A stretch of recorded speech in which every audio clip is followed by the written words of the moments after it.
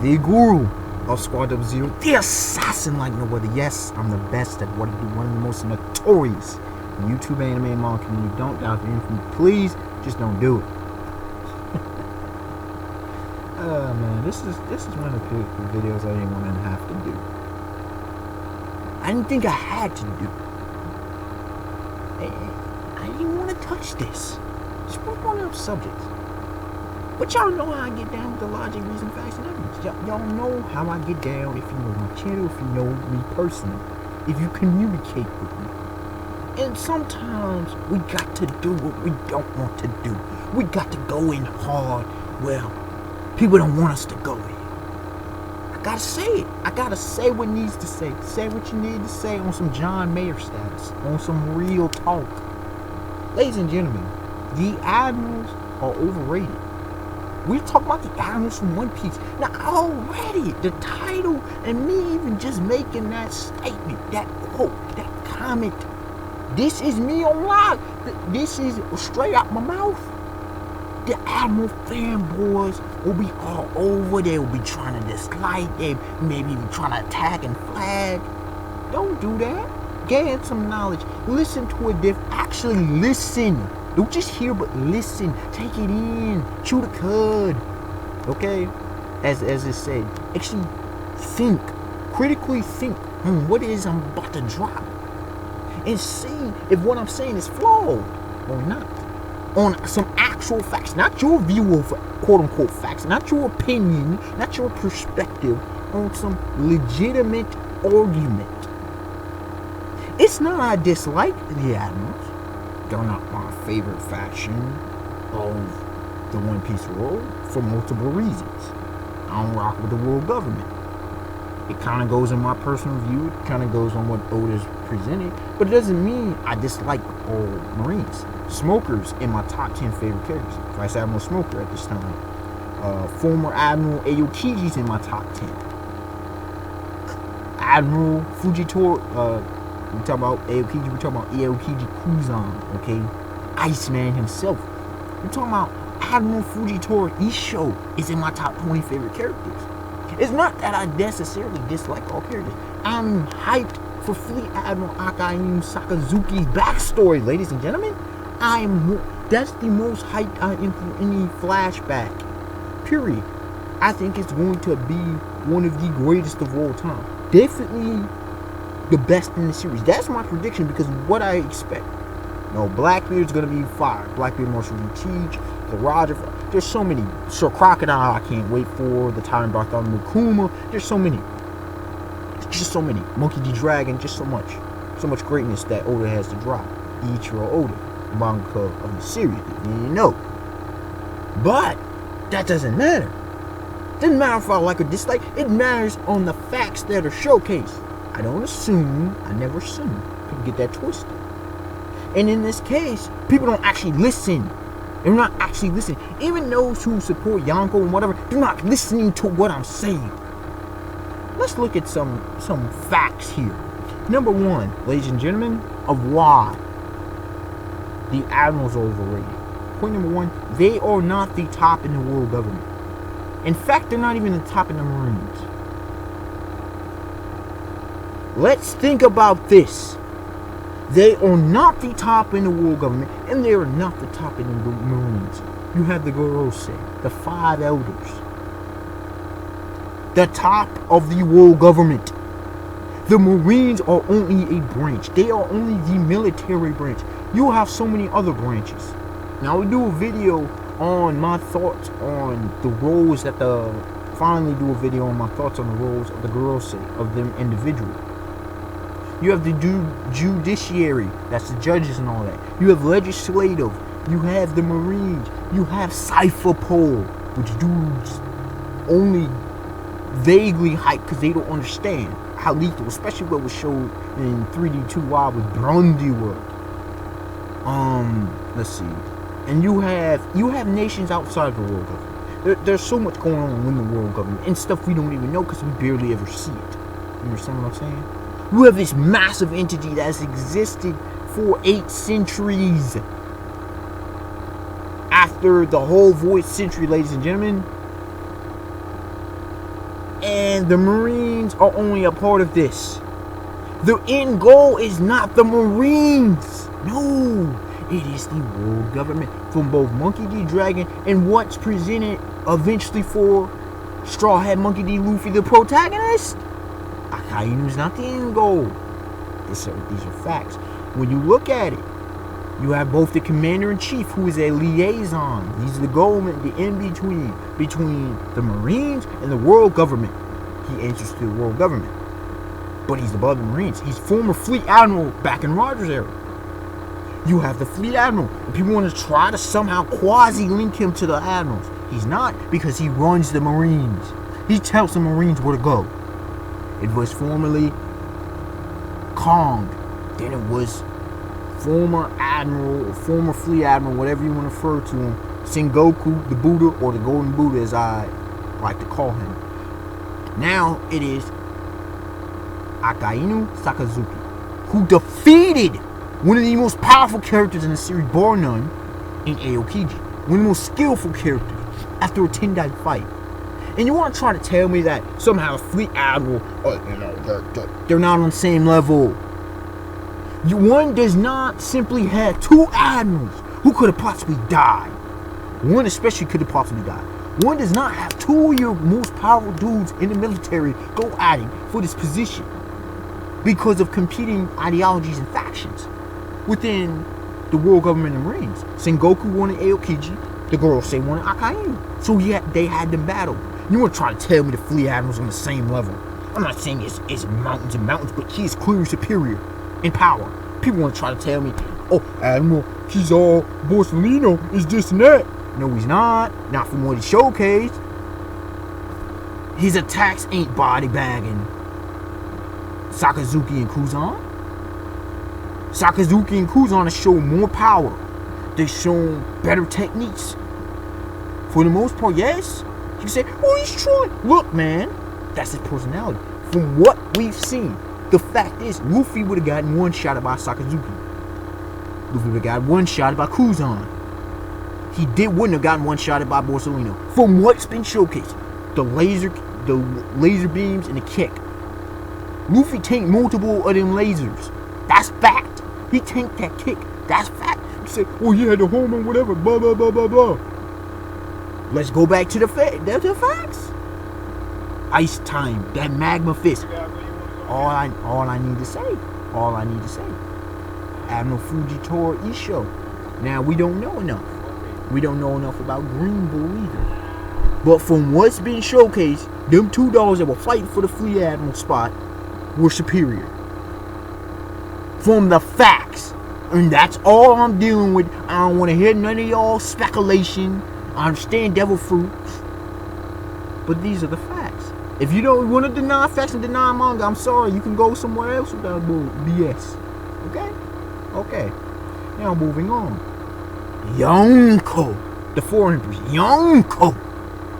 Who are often talked about as a political union and otherwise. The Yonko. What's been presented with the Yonko? We hadn't seen Big Man. So let's lay her aside in the disrespect. I've already addressed that in my sexist video within the anime and manga community. YouTube anime and manga community specifically. I already addressed that nonsense with Big Man. Oh, Aka, you did this one beating up 3 times. Based on what? No facts, exactly. You got nothing. Stop the spec. You can't even speculate because we have no. I think she has sorcery. I think she's a witch, and if she does, she's extremely hacked. She's uberly hacked. I think she's the most powerful witch on the planet. But still, with that being said, you can't say that she gets beaten. That's factual. Let's look at the ones we do know. The 4 Yonko that we've acknowledged. Yes, I'm including Whitebeard Edward Newgate because he was a Yonko till 2 years ago. We saw what he did. He was at least. Now, some say Akainu took that L. Some Admiral fanboys will say Whitebeard took that L. I think Whitebeard, because of conditions and whatever, would have taken that L. But regardless, when you look at the facts, Akainu couldn't handle Newgate for too much. He couldn't handle too many of Newgate's blows. And this is the durable, very extremely durable, arguably the most durable character we've seen besides Kaido and Whitebeard. in Akainu. And he was getting that 2-piece work. He gave a 2-piece to Whitebeard, but Whitebeard kept on, moving and whatnot. Akainu got sent into a doggone trench, a massive trench. Now, he eventually got out, but still. This is an old sick dying man he went against. Let's look at Shanks. Casually is blocking folks. This man had daily duels with Dracula Hawkeye's Mihawk, the world's greatest swordsman. People just want to ignore that fact. People want to ignore that this man's Conqueror Haki has showcased to such a level that we haven't seen from anyone else in the series. Now, it could be with Dark King Steve Israeli, Pirate King Goldie Roger, but so far what we see, this dude is breaking inanimate objects with his Haki alone. He didn't have to touch it. Okay? According to Oda, him and Rayleigh would have taken out them 100,000 fishmen on Fishman Island just with their Haki alone. Okay? When you look at it, this man is casually blocking. When I say casually blocking, Whitebeard and Akainu got casually blocked. No, it was not even, it was nothing. How does one lose an arm and not be affected as a swordsman? He didn't lose any power. He didn't lose any. He was a Yonko level, or just about, back at the age of 27. Red Hair Shanks. He was the seemingly apprentice, and I'm saying seemingly, from what we can gather, Rayleigh, or at least Roger, they viewed this dude very well. He got the pirate, he got the straw hat passed down to him. We see how significant it is. He passed it down to Luffy. We know the significance. He got a crew full of killers, straight up killers. He has no points. He goes anywhere he wants to, does it anytime. But he had enough respect as a piece, seemingly the peacemaker. He had enough respect for Sengoku himself, Fleet Admiral Sengoku himself, that the war stopped. Blackbeard didn't want that work because he knew his crew would have got wrecked. Not saying Blackbeard was weak, but he knew his crew would have got wrecked. And this is after Blackbeard had 2 devil fruits, 2 of the most powerful. These are the facts.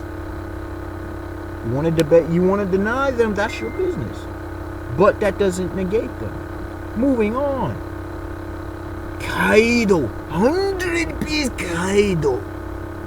The quote-unquote the strongest creature alive, or the strongest thing alive. Ladies and gentlemen, we recently in chapter 795 finally get introduced to this man, beast, whatever he is, seemingly part of Orz's race or whatever. Who knows?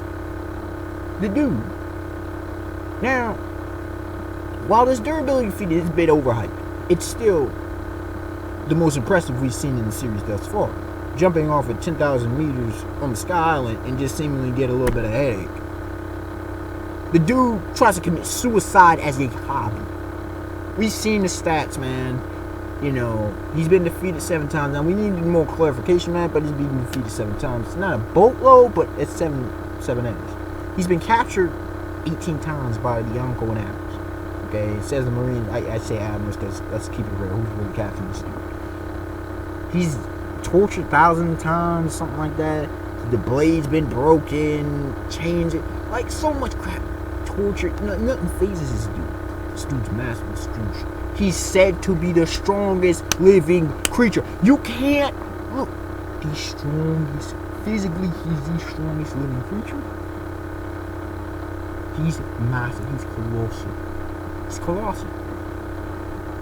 These are the facts. The fact is, no one really wants to mess with him. Shanks, we don't know what happened in that encounter. He wants to make the biggest war in history. This is what he said. He said, damn, really, when you had to go and die and all that, now I gotta one-up you. This dude is a massive threat.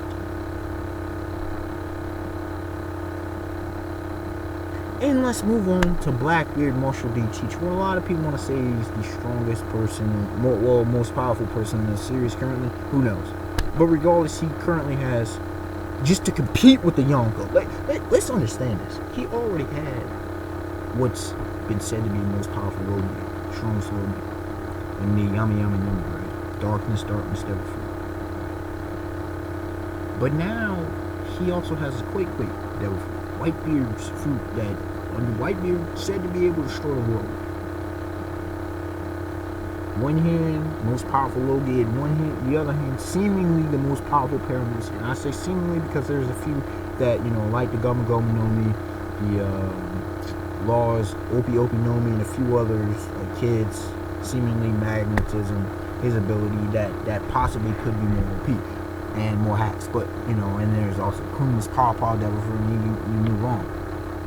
But you have Blackbeard. You have this dude whose durability, he's a tank, This dude was able to scar up Shanks. There's so much behind this dude.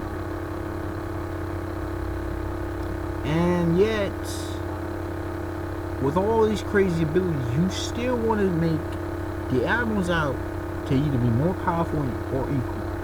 Now, the fact is there's 4 Yonko. Let's do the numbers. There are 4 Yonko. You want to say the Admirals 3 are more powerful than the Yonko. Numbers-wise, that's what you would try to say. Now, you have 4 Yonko, the 7 Shichibukai, and you have Marine HQ / Navy HQ. Marine / Navy HQ. These are the facts. Those are the 3 great powers. Formerly, I was mistaken when I said the government, world government. No, but it's Marine HQ. That's more than just the Admirals, ladies and gentlemen. That's all the seemingly disrespected Vice Admirals. That's the Fleet Admiral as well. That's all of them.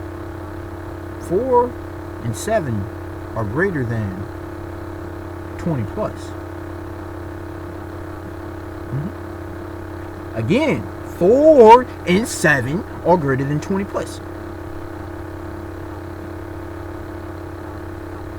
Numbers don't lie. They don't do it. People do. Numbers don't lie. Basic math, ladies and gentlemen. But continuing on, more evidence. Point number 3. Dark King Silver's Rayleigh. Who, if you can't trust Dark King Silver's Rayleigh, then I'm sorry. I know of no person who is more valid of a source to go off of than Rayleigh, the vice captain / first mate, whatever, of the Roger Pirates. The second-hand man, right-hand man of the Pirate King himself. If we can't go off of his words and his actions, then I'm sorry. I don't. There's no more of a credible source. There just isn't. The man who battled alongside in all them wars and battles, the man who battled with White, in the air, when the Roger was fighting Whitebeard and Gob, Vice Admiral Gob, and so many others. Golden Line, Shiki, Rayleigh. Now, he was fighting against Borsellino, right? Kizaar, yes? Yes, I believe he was. Believe it wasn't Saudi Archipelago. Yes! Alright. Eventually I'm going to the port.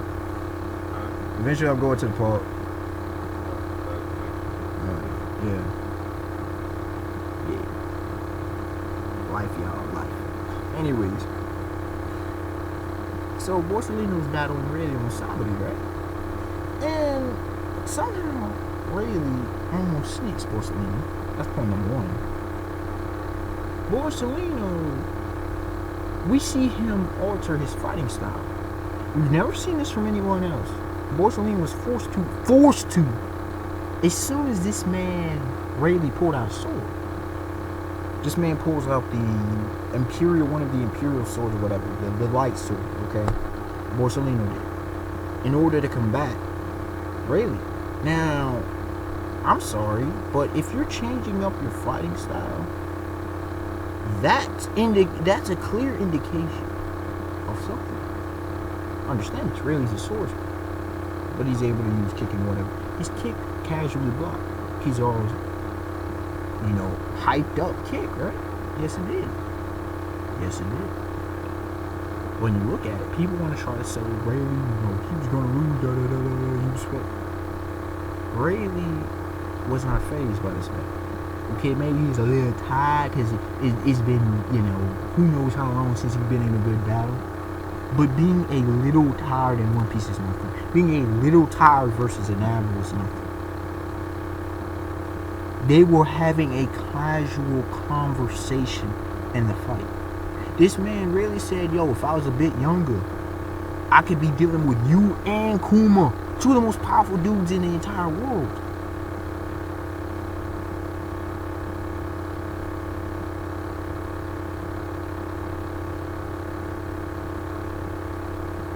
This is a man who was definitely at one point Yonko level. Some of y'all don't like the term, but it exists because of the power scale that Oda set up in the series. A man formerly Yonko level could at one point deal with two of the most powerful dudes in Admiral and Genso. And then by Kizaru's own admission, y'all can't say he was trolling. He was not trolling. Not a then, okay? Most definitely not then. His man Kizaru, he said, we would need to at least I need to at least bring a battleship with me to take you out. And that means probably a Vice Admiral, Rear Admiral, Commodore, and whoever else.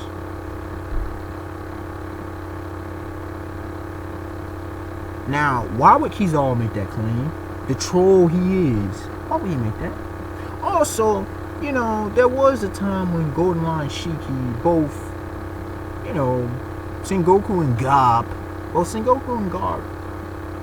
when that, you know, both went at him. You could say, well, you know, the limited damage of Marine Ford, it makes a lot of sense. But both of them dudes went at Shiki. You know, there's the fact that Ben Beckman and Shanks both blitzed two atoms. That's fact. I mean, Akainu was ready to kill Kobe, and Shanks just blocked that junk casual. You had Ben Beckman just sneaked. He snuck behind. He's all, oh, Ben Beckman put his hands up. We've seen that if Scratchman Apu actually had some hockey, he could have possibly affected Kizaru. We've seen what his attack could do.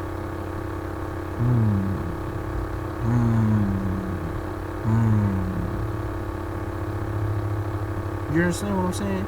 Again, this isn't hating on the Admirals, but if you look at all the facts, and there's more I could go on. If you look at the facts themselves, Aokiji's ice getting broken out of by Doflamingo. Doflamingo almost squaring off with him, but didn't because it wasn't worthwhile. It wouldn't have benefited either of them. Doflamingo ready to fight Admirals before he's ready to fight Yonko. These are facts. These are facts, ladies and gentlemen. Whether it be Aokiji or, you know, Fujitora.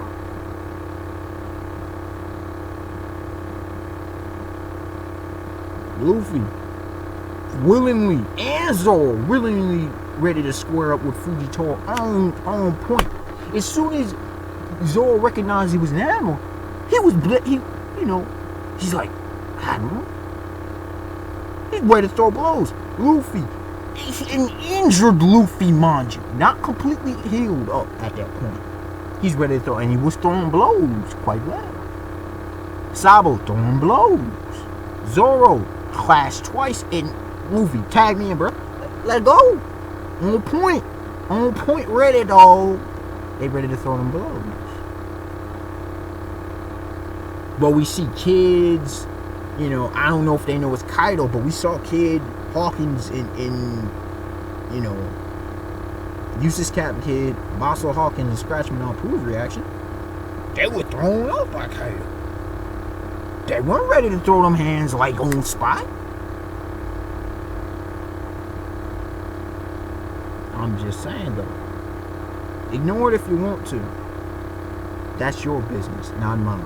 Unexpected one to like, comment, subscribe. Tell me your thoughts on the Admirals. Tell me your thoughts on whether you think they're overrated, you think they're underrated, and as to why, and explain logically from the manga itself. Don't be making up facts. Don't be just using your pure opinions and all this speculation nonsense.